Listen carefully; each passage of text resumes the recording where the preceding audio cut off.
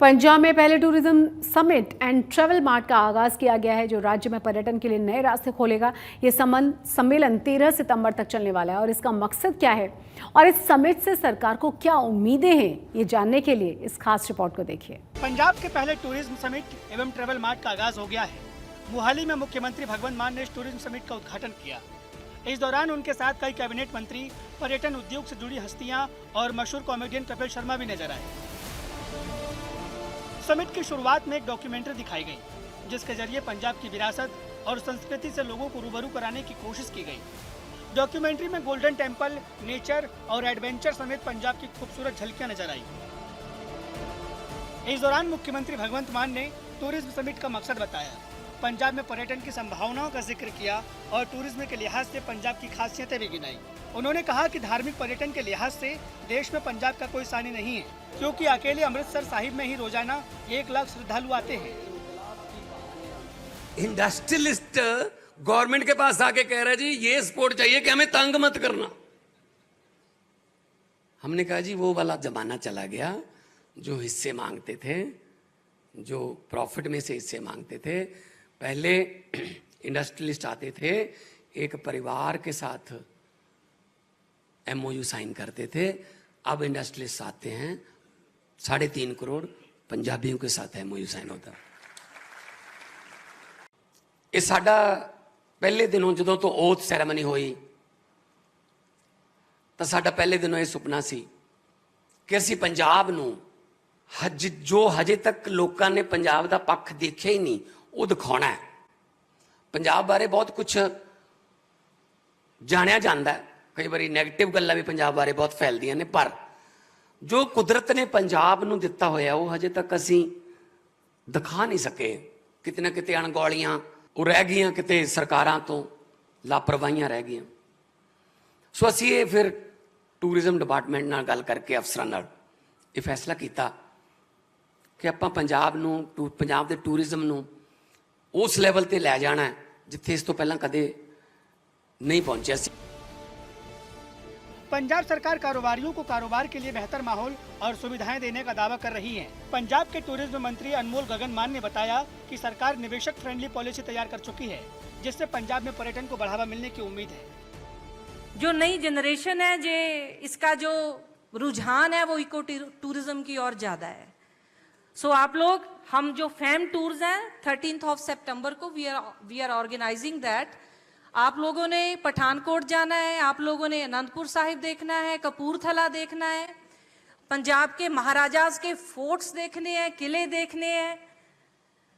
जिसका भी आप रजिस्टर हमारे साथ करवा सकते हैं और 13 सितंबर को आप लोग फैम टूर्स पंजाब के जरूर कीजिए। उसके लिए आप हमारी पूरी टीम के साथ कंसल्ट कर सकते हैं। मशहूर कॉमेडियन कपिल शर्मा ने भी इस पहल के लिए भगवंत मान सरकार की खूब तारीफ की। उन्होंने कहा कि पंजाब की विरासत और संस्कृति बहुमूल्य है। पंजाब के पर्यटन के बारे में ज्यादातर लोगों को पता ही नहीं है, लेकिन इस टूरिज्म समिट से देश दुनिया के लोग पंजाब के पर्यटन स्थलों और यहाँ की संस्कृति के बारे में करीब से जान सकेंगे। Thank you for making me part of this beautiful initiative Rangla Punjab. मैं पंजाब च जम्मिया पलिया, 27-28 साल इत्थे रहे, हुण पिछले 15-16 साल तो बॉम्बे च रह रहे हैं। बट कल जब मैं PDF फाइल देखी रंगला पंजाब का जोड़ा पूरा बनाया गया, कुछ चीज़ां ऐसियां सीगियां जिहड़ियां मैनूं भी नहीं सी पता कि मैं पूरी जवानी, मतलब हले भी जवान है वैसे, पर कई ऐसियां चीज़ां सीगियां जिहड़ियां मैनूं नहीं सी पता कि अच्छा ये भी पंजाब दे विच इन्नियां खूबसूरत लोकेशन। सो ये बड़ा ही खूबसूरत इनिशिएटिव है, ये बड़ा सोहना इनिशिएटिव है और ये पिछे काम कर रहे तमाम जिन्ने भी एडमिनिस्ट्रेशन टीम है। पंजाब सरकार को टूरिज्म समिट एवं ट्रैवल मार्ट से राज्य में बड़े निवेश की उम्मीद है। सरकार ने मोहाली, पठानकोट, श्री मुक्तसर साहिब के अलावा कई जिलों में पर्यटन स्थलों की पहचान की है। जल्द इन जगहों पर बड़े प्रोजेक्ट शुरू किए जा सकते हैं। आज तक ब्यूरो। खालिस्तानी गतिविधियों को कनाडा में कैसे बढ़ावा दिया जा रहा है, इसकी एक तस्वीर आपको दिखाएंगे, लेकिन उससे पहले आपको बता दें कि G20 की बैठक में मेहमान बनकर शामिल हुए कनाडा के PM जस्टिन ट्रूडो रविवार को प्रधानमंत्री नरेंद्र मोदी के साथ मुलाकात करते हुए नजर आए। इस बैठक में भारत की तरफ से कनाडियाई PM के सामने भारत विरोधी खालिस्तानी गतिविधियों का मुद्दा प्रमुखता से उठाया जाता है। जिसके बाद कनाडा के प्रधानमंत्री जस्टिन ट्रूडो ने क्या कहा, पहले ये सुन लीजिए। Over the years with Prime Minister Modi, we've had many conversations on both of those issues. Obviously, Canada will always defend freedom of expression, freedom of conscience, freedom of peaceful protest. That's something that's extremely important to us.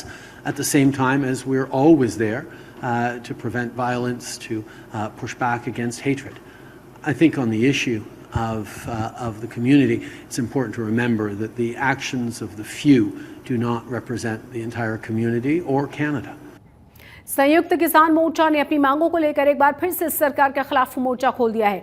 32 किसान संगठनों ने पंजाब के अलग अलग जिलों में 3 दिन तक धरना प्रदर्शन किया है और इस बार किसान सीएम भगवंत मान और मंत्रियों के घर का घेराव कर रहे हैं।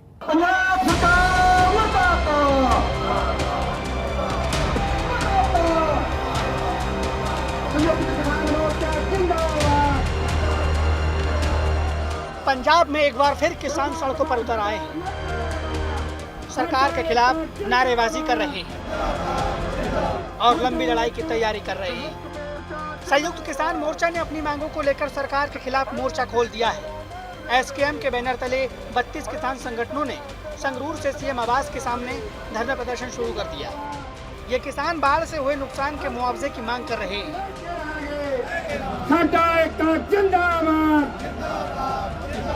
पंजाब सरकार और केंद्र सरकार दोनों दावा कर रहे हैं कि किसानों की ओर से उन्होंने फंड जारी किया है। किसान कह रहे हैं वो काफ़ी नहीं है। जिन किसानों की फसल बर्बाद हुई है उनके लिए 70,000 रुपये प्रति एकड़ के हिसाब से मुआवजा दिया जाए।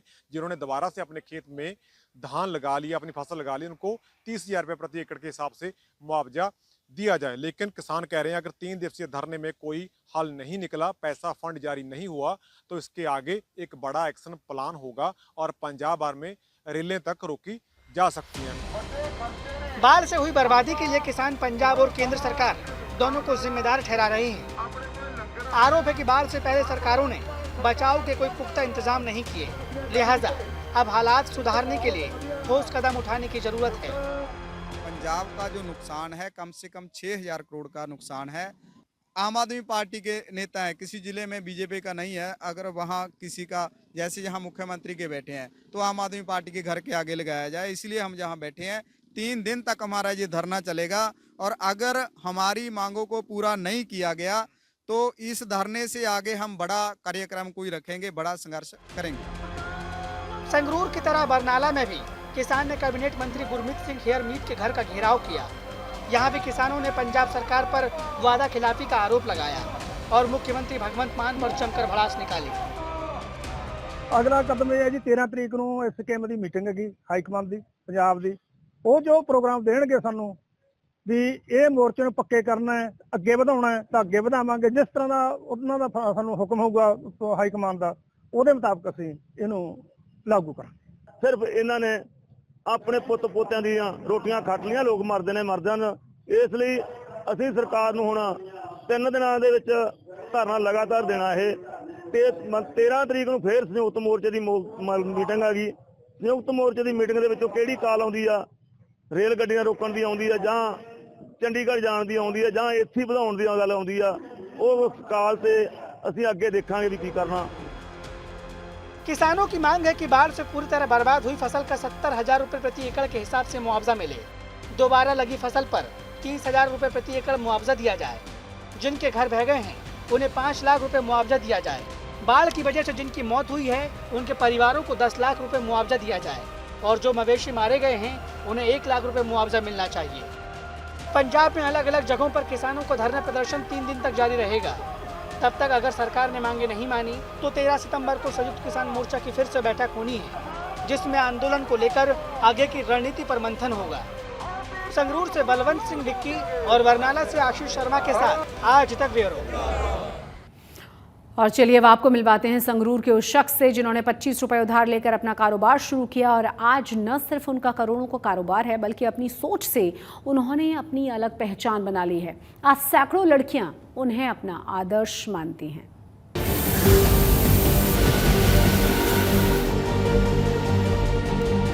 ये हैं संगरूर के जय सिंह, जिन्होंने अपनी सफलता से एक अलग पहचान बनाई है। 43 साल पहले इन्होंने 25 रुपए उधार लेकर एक ड्रिल मशीन खरीदी थी और आज इनका करोड़ों रुपए का कारोबार है। जयसिंह इलेक्ट्रिक कंट्रोल पैनल बनाकर पूरे देश में सप्लाई करते हैं। इस फील्ड में 43 साल से हूँ। 1988 से ये इंडस्ट्री यहाँ पे इस्टेब्लिश है, तो इसे अप्रॉक्सीमेट 25 साल यहाँ पे हो चुके हैं।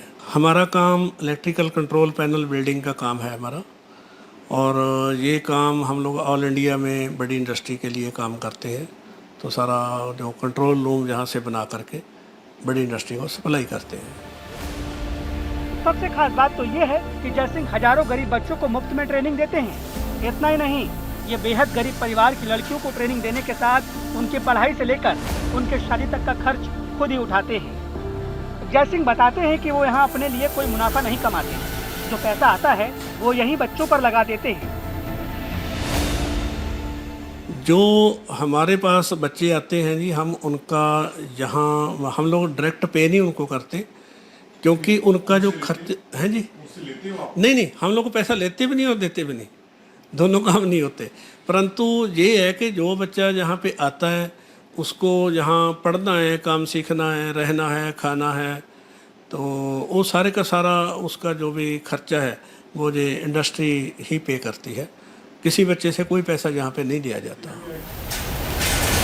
इनकी इस इंडस्ट्री में ट्रेनिंग के लिए आई लड़कियां ही पूरा कामकाज देखती हैं। लड़कियां ऑटोमेटिक मशीन ऑपरेट करने से लेकर लोहे की प्लेटों की कटाई तक का काम खुद करती हैं।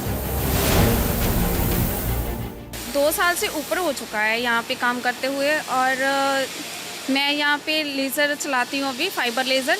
मुझे यहाँ बहुत अच्छा लगता है जब जिसकी चीज़ के बारे में हम नहीं जानते उसको, जैसे कि लेज़र है, अब इसके बारे में मुझे कुछ भी नहीं मालूम था।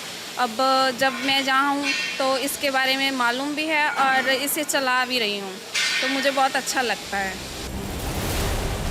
जयसिंह की बेटी खुशप्रीत कौर अपने पिता का कामकाज देखती हैं। वो अपने पिता को सबसे बड़ा टीचर मानती हैं और उनकी सफलता का सीक्रेट भी बताती हैं। मेरे फादर की शुरू से एक मेंटालिटी थी कि नहीं, आप एजुकेशन को जितना बांटोगे वो उतनी ज़्यादा बढ़ेगी। बट जब वो मुझे फील्ड में लेके गए, साइट इंचार्ज में लेके गए, तो वहाँ जाके मुझे पता चला कि no, they people are accepting us with a very broad mind. तो बड़ी खुशी हुई, और मतलब मुझे आज ये बड़ी खुशी है कि मैंने अपने फादर की टीचिंग्स को फॉलो भी किया है और हमारी और भी टीम कर रही है। So I feel very proud of him.